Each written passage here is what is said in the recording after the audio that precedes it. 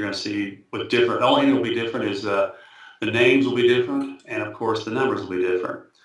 So ABC Company acquired real estate that contained land, building, and equipment. The property cost Harding $1,140,000. ABC paid $245,000 in cash, and they didn't say cash, but it's cash, and issued a note for the remainder of the cost. An appraisal of the property, that's when I say the property, I mean all of it, like the land, the building, and equipment, reported the following values. Land was $259,000, building was $770,000, and equipment was $511,000. And they want you to put down, or they want you to record what value will be recorded for the building. Well, now here's what's going on. We paid $1,140,000 for something, and it appraises when you write down all these appraisal numbers and you add them all up. What you're going to find is it appraises for more than what we paid for it. So that's called a bargain purchase. Let me repeat that. It appraises all these pieces, the land, the building, and the equipment. They all appraise for more than what we actually paid, which is a good deal, right? It's always happy if you can buy something that you can buy for less than what it appraises for. And so the question is, if we bought it for less than what it appraises for, then how do we put the values for these pieces down? How do we record them? And what you do is you record them. It's just called a basket purchase. And so the cost of each asset in the basket is determined as a percentage of the basket's total appraised value. So we take all these appraised values and compare it to the one we're trying to locate, the value of, which is the building. And we say, well, what percentage is this building's appraisal related as it relates to the whole appraisal for the whole thing? So that's what we're going to try to do. So the building was $770, right? That's what it appraised for. And we're going to take that appraisal of the other items like the land for $259, the building for $770, and the equipment for $511, add all that together. And notice the total appraisal value for this whole purchase was $1,540,000. We paid $1,140,000. So like I said, we got a good deal on this. And so we're going to say, well, this fraction, 770 divided by 1,540,000, that's the percentage that we're going to allocate of the building to this actual amount we paid. You see, we can't put this stuff down at what it appraises for. We had to put it down for what it cost us, okay? Has anyone tried to open the Chapter 6 homework? It is the only thing that will not work for me. It says it's trying to load. Has anyone done this yet? Has anyone tried to open the Chapter 6 homework? Not that I had the same problem last night. Huh. Well, I'll look into it right after class. I can't do it right now, but I will look into it right after class. Okay, so that fraction of 770 divided by all those other appraised values is 50%. And so we're going to take the cost that we actually paid for this, which is $1,140,000, times 50%, and we're going to record that building. So the answer for this problem is this. The building will be recorded at $570,000. Any questions about this one before we go to the next one? Let's go to the next one. Next problem. It says on January the 6th, year one, ABC purchased a tract of land for a factory site for $770,000. An existing building on the site was demolished because they're going to put a new building up there, right? So they had to tear it down. And it's like Gabe's Tower, right? And the new factory was completed on October 11th, year one. Additional cost data as follows below. Construction of the new building, $912,000. Real estate and attorney fees, $10,500. Architect fees, $73,000. Cost of demolishing the old building, $69,400. Salvage recovery from old building, $7,500. And that's in brackets because it means that you were able to, sell this stuff for some money. You got some money off of this. Yeah, like there's several places downtown now that have chandeliers and all the other kinds of memorabilia from the Executive Inn that are in their buildings, and of course they had to pay money for that. So the question is this: what is the capitalized cost? That means how much do we record on our books for the land and the new building? How much are we going to put that on our books for? So here's how we're going to figure that out. This is a kind of rule of thumb that you always use when you're recording things with respect to building, land, and so on and so forth. So here's the rule. The rule says the cost of property, plant, and equipment includes the purchase price and of the asset and all expenditures necessary to prepare the asset for its intended use. Let me repeat that. When you're putting on when you're buying things like or building things or whatever you're doing there with plant assets, you want to record all expenditures necessary to prepare the asset for its intended use. That's the rule that you use. So with that rule in mind, for example, for the land, we paid $770 for this land, but we also paid real estate fees, and attorney's fees. You can't get out of those fees, so therefore they're ordinary and necessary expenditures to get it ready for use. If you could somehow get out of those fees, you wouldn't include them, but you can't get out of real estate fees and attorney fees. You also can't get out of $69,000 that you demolished an old building. So when you demolish this old building, you're getting this land ready to build a building on it. That's why you include this demolishing cost in the cost of the land. Okay, so you also subtract from this anything that you were able to sell from this old building, like the executive inn. When they completely demolished, they imploded the executive inn, and anything they were able to sell, that's deducted from the cost of this land. And it's land, not new building, but it's land. Anyway, so you add all these things together, and the cost of the land is going to be $842,400. That's what you're going to put the land on your books for. Now let's look at the building. The building, you're going to take the construction cost of $912,000, like you have up here. You're going to add to it architect fees, and that's all. That was all that was in the other pieces up here that were things that were expenditures necessary to prepare the asset for its intended use.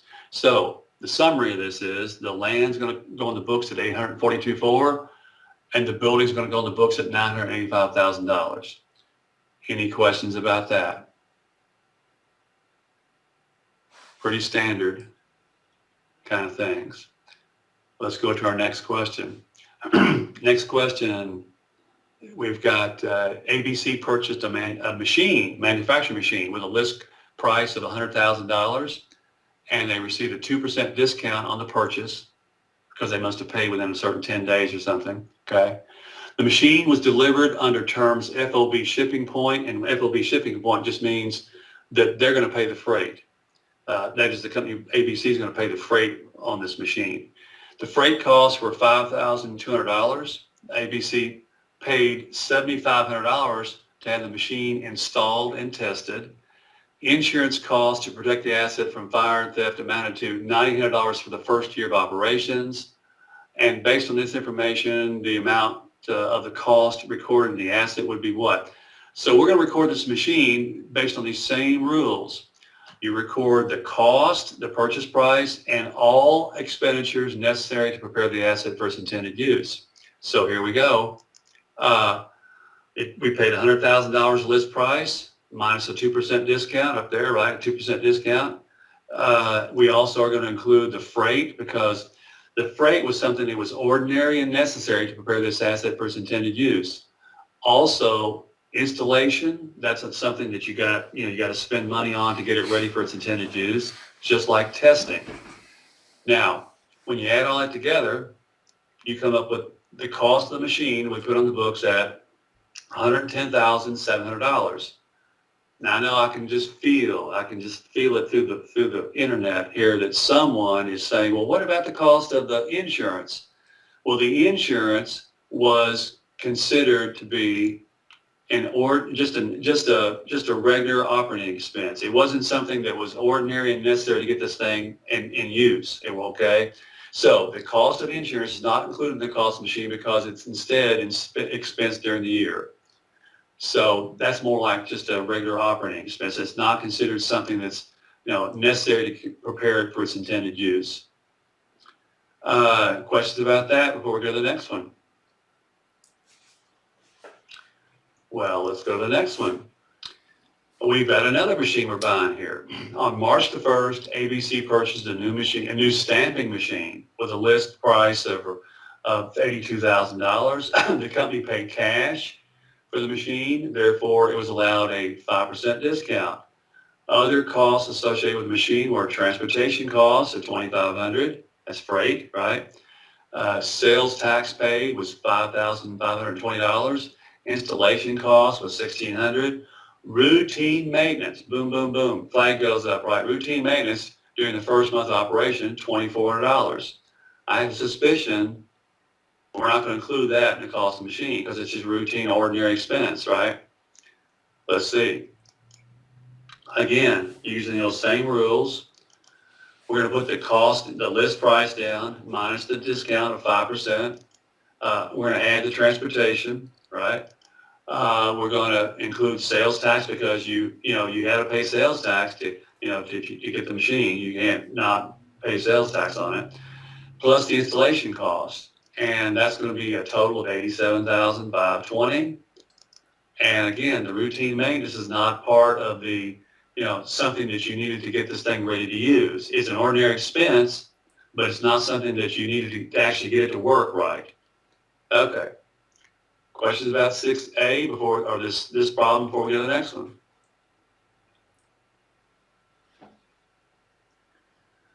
Let's look at the next one. ABC paid $1 million for the purchase that included land, building, office furniture. An appraiser provided the following estimates of market value of the assets if they had been purchased separately. If they'd been purchased separately, we think the land would have been, you would have bought the land for $176,000, the building for $682,000, and the office furniture for $242,000. So based on this information, the cost that would be allocated to the land would be how much? Okay, so the land appraises for $176,000. You divide that by the cost of all the other appraised values of there's the land, there's a $682 for the building, there's a $242 for the furniture, and you get a fraction or you get a percentage here of what this land appraisal value is compared to the total appraised value. This is called the basket purchase method again. So it's 16% of this, the land makes up 16% of this total appraised value. So you take that 16% and you multiply it times what you paid, which was $1 million. And so the land is going to be put on your books at 16% of $1 million or $160,000. Any questions about that one? Okay. Let's take a look at the next one. The next one, ABC purchased equipment on January 1, year 1, for $106,000. The equipment's going to have a 5-year life and a salvage value of $15,000. The company uses straight line depreciation. All right, so at the beginning of year 4, now let's see, we got to go back and look at a couple things here. This equipment we bought, it's got a 5-year life originally, and it has a $15,000 salvage value originally, and we're depreciating it on a straight line basis. So at the beginning of year 4,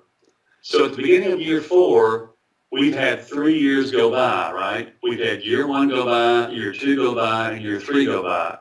So at the beginning of year 4, we revised the estimated life of this machine to be 8 years. It was a 5-year life. Now it's an 8-year life at the beginning of year 4. So 3 years have gone by, right? And now we're saying, well, we think this machine's going to last not 5 years, but 8 years. So this is what's called a revised depreciation estimate. This is a little more complicated problem. The annual amount of depreciation expense at for each of the remaining years, which would be each of the remaining years we would depreciate this would be what? Well, here's where we're going to figure that. There's a few steps you have to take. First step is how do you make the calculation, and you take the book value at the time of the revision, which is at the beginning of year 4, right? The book value at the time of the revision minus the new salvage value, if there is a new salvage value, whatever the salvage value is at that time, you subtract that, and you divide all that by the new remaining life. This is how you make a revised depreciation calculation. So you got to know what book value is, right? You got to understand what that means. You also got to know what salvage value, what that means. And you've also got to get a correct number for the new remaining life. See if we can do all that and plug that in here and come up with this remaining amount of depreciation each year. So, step one, you find the original amount of depreciation we've taken so far. We've taken so much depreciation so far. So that's going to be the cost of this asset, $106,000, minus the salvage value, because you never depreciate an asset below its salvage value. So you take 106 minus $15,000, and you divide that by the original life of the machine, which was 5 years. So 5 years. And so every year we've been depreciating this machine $18,200. And we got that again by taking 106,000 minus 15,000. That comes up with a number. Let me get that number here for you real quick. 106 minus 15 is going to be 106 minus 15,000 is going to be $91,000. We're not going to depreciate this machine more than a total of $91,000, okay, because that's that gets it down to the salvage value. Because when all this after 5 years, this machine will have a book value of $15,000, which is its salvage value, and salvage value means what we could sell it for at the end of its useful life, what we think is its useful life. So anyway, we are going to depreciate this thing originally $18,200 a year, and we're going to do it for, we said, 3 years, because this revision took place in the beginning of year 4. So we're going to depreciate it 1, 2, 3 years at $18,200. So step 2, find the book value at the time of the revision. Well, the time of the revision is the beginning of year 4 or at the end of year 3. So 106 minus $18,200 for 3 years.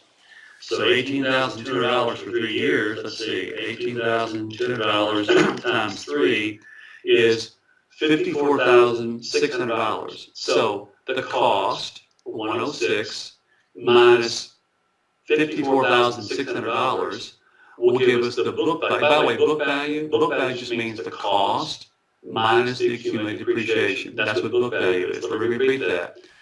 Cost of the asset minus the accumulated depreciation, which would be, in this case, would be 3 years times $18,200 or $54,600. So 106 minus $54,600 gives us a book value at the time of the revision of $51,400. That's this first piece right there. The second piece is the new salvage value, which, if it doesn't tell you the salvage value has changed, then the original salvage value is what you're going to use right there. So what you're going to use $15,000. So find the revised depreciation. Well, we're going to take $51,400. That's the book value at the time of the exchange, at the time of the revision, I should say, minus the, if there was some problems may have that the new salvage value is $20,000 or $5,000 or whatever it is. But if it doesn't say there's any change, then you use the same salvage value. So 51,400 minus 15,000, and that's going to be divided by 5 years. Now think about that. At the beginning of year 4, ABC revised the expected life to 8 years.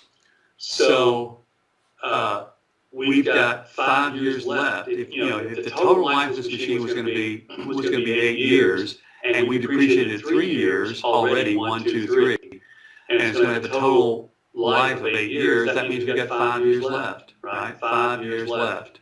And so 51,400 minus 15,000, whatever that comes out to be, divided by 5 years left, means that our remaining depreciation over the life of this asset is going to be $7,280. And we'll do that for 5 more years. Any questions about that one before we go on to the next one? This isn't difficult, it's just tedious. Right? Okay. So here we go, the next one. The next one, I wonder want to announce to you today that we're going to have free food after class. It'd be kind of hard for me to get to you, but I'll be happy to deliver it to you, no problem. Free food after class. We're going to have a 3-piece chicken dinner. It's going to be available free, and there's no cost to it. There's no strings attached, no anything. But it'll be a 3-piece chicken dinner, right? And I'll be happy to, let me have your addresses. Be happy to give it to all of you, because I know that everybody deserves a good lunch today. So there we have it. Okay, now, let's go to the next one. ACC purchased office equipment that cost $5,900 cash on January the 1st. The equipment has an estimated 5-year life, right, and an estimated salvage value of $600. The amount of expense shown on the income statement and the amount of cash outflow from operating activities shown on the statement of cash flows at the end of the first year would be what? And you should assume straight line depreciation. This is a problem that tries to get you to see, or actually it's trying to test your understanding of what an operating activity is and how it relates to this problem, this situation. So here we go. If you hadn't read the chapter, there's no way you get this right, because you wouldn't know what an outflow operating activity is. But here's what we want to do. Okay, the first thing we're going to do is we're going to determine the depreciation, because they want to know two things in this problem. They want to know the amount of expense, which is depreciation expense. They want to know the amount of depreciation expense, and they want to know the amount of cash outflow from operating activities. Okay, so we'll get the first answer first, which is the amount of expense, which is depreciation expense. So determine depreciation expense for year 1, and it's going to be $5,900. That's the cost, minus the salvage value of this, which was $600. So subtract the salvage value from the cost, which is $5,300, divided by 5 years, and this will be the depreciation expense you're going to put on your income statement each year for the next 5 years. And it's going to be $1,060. So that's the first answer. Any questions about the first answer before we go to the second answer? Well, let's go to the second answer. The second answer that they're looking for here is this. The $5,900 cash outflow for the purchase of the equipment is an investing activity. So we on January the 1st, we spent $5,900 for this particular machine, and it's an investing activity. It's not an operating activity. Okay, so that's one answer, one piece of the answer. The other piece of the answer is, this outflow that we made for the equipment is an investing activity, not an operating activity. Operating activities are things that go on the income statement, things like revenues and expenses and that kind of thing. Now, depreciation goes on our income statement as an expense. The question is it a cash flow operating cash outflow operating activity? Is it? Well, the answer is no, it's not. Depreciation has nothing to do, when you make a depreciation entry, it has nothing to do with cash. You want to reduce the asset on the asset side, and you also reduce the expense on the equity side, but there's no cash involved in it. So if there's no cash involved in it, then depreciation expense, when you record depreciation expense, it's not a cash flow activity. So again, summarizing this, you're going to put on the income statement the amount of depreciation for the first year, which is $1,060. That goes in the income statement. And as far as cash flow from operating activities, there isn't one. There's nothing on here for that. Because when you bought the equipment, it's an investing activity, not an operating activity. And when you record depreciation, that's not even cash flow. So this is a tricky question if you haven't read anything. All right. So, this is the last thing we're going to do today. This is the homework problem that you're going to see, Kelly, that's going to be just like you should be studying your homework for 6-4A. That's the homework problem that's going to be on the exam. this is what it's going to look like. Pretty much. I mean, I don't know how it's going to look like on exactly how it's going to look like on the homework, but it ought to look awfully close. Okay, so before I read all this stem of the problem, I'm going to read what they want us to do. Required, determine the amount to be capitalized in the asset account for the purchase of this front-end loader. This is one of these problems where we bought some machinery, and what we're trying to determine is how much should go on the books for the cost of this machinery. Like anything that's ordinary and necessary to get it ready for its, get it ready for its intended use. That's the rule we're going to use, right? So here we go. So it says here that Southwest Milling purchased a front-end loader to move stacks of lumber. The loader has a list price of $122,520. The seller agreed to allow a 4.5% discount because Southwest Milling paid cash. If you buy something for cash, you can probably get a little discount, with it. So delivery terms were FOB shipping point, which means that the seller, in this case, Southwest Milling, is going to pay the freight. So freight cost amounted to $2,070. Southwest Milling had to hire a special person to calibrate this loader, to kind of tweak it and get it ready to use. And the specialist fee was $1,090. So you have to ask yourself, was this something that was going to be ordinary and necessary to get it ready for its intended use?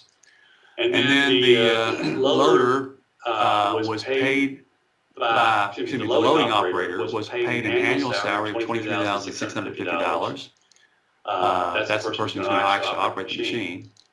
And the cost to the company for theft insurance went up when they bought this machine. Their insurance policy went up by $2,410 a year as a result of requiring this loader. And so the loader had a 4-year useful life and an expected salvage value of $14,400. So they want you to determine the amount to be capitalized in the asset account for the purchase of this front-end loader. So first question is, should we start off including the list price of this loader? Anyone have a thought about that?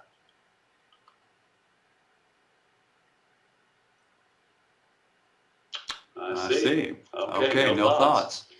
Well, the answer here is yes, we should include the list price.